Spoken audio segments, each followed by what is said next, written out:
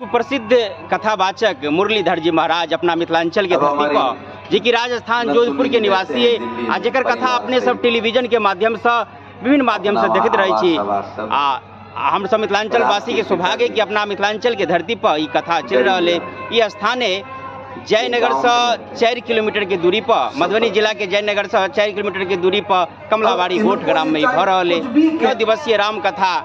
मुरलीधर जी महाराज की कथा अपने सुनते हैं सुमधुर जे भजन के संग कथा कहे अगाड़ी चलू कथा के किछ अंश सेहो देखाबा जा रहा छी। संगे जे अपने सब आबि कऽ एठाम मानव जन्म के उत्कृष्ट फल सत्संग के लाभ अपनो सब आबि कऽ जलिए चाहे छी तऽ आबि सकै छी। ई कथा 10 मार्च से 18 मार्च तक चलत। तऽ अगाड़ी कथा के किछ अंश सुनाबा जा रहा छी।